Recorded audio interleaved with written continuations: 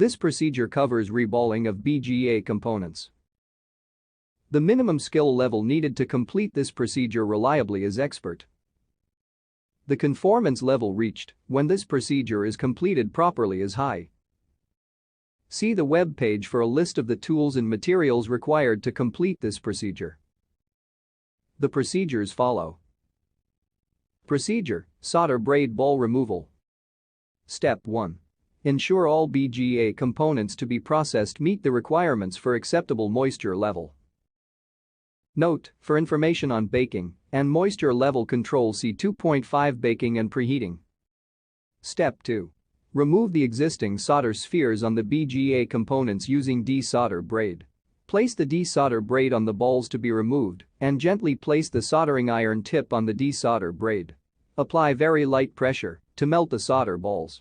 As the solder melts, it will be drawn onto the copper desoldering braid by capillary action. Repeat as needed to remove all the solder balls. Step 3. Clean the BGA components with approved cleaning solution. Cleaning solutions may be specified by customer or contract. Typical cleaning process may use a cleaning brush and cleaner. Gently brush the surface until all evidence of flux and debris have been removed. Dry with a clean wipe or blow dry using an air gun. Procedure: mini oven attachment. Step 1. Apply tacky flux to the flat BGA component pads using a brush.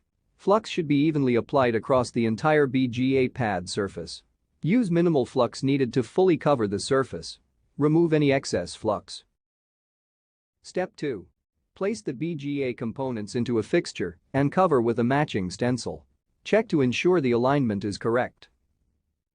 Step 3. Place a quantity of the appropriate size solder spheres into the fixture and use a clean cleaning brush to distribute the solder spheres so they fill all the open apertures in the BGA component stencil. Check to be sure all the apertures are filled with only one solder sphere. Tilt the fixture and pour the excess solder spheres into a collection container for reuse. Note: avoid overloading the solder stencil with excess solder spheres as they may wedge under the stencil. This will make lifting the stencil to remove any excess solder spheres difficult. Step 4. Place the component and fixture into the mini BGA reflow oven. Step 5. Turn the mini BGA reflow oven on and select the proper profile. Note: if a profile has not been defined, a profile will need to be created. Step 6. Close the cover of the mini BGA reflow oven and press the start button. The oven will go through the required preheat, reflow and cooling cycles. Step 7. When the temperature has cooled below 100 degrees centigrade, use gloves and remove the reball fixture from the mini BGA reball oven. Allow the fixture and components to cool for 1 minute to ensure package thermal stability prior to removing the BGA component from the fixture. Step 8. Visually inspect the BGA component balls for proper alignment and appearance. Step 9.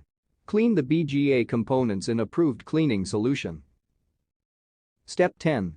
Inspect the body of the BGA component for abnormalities. Step 11.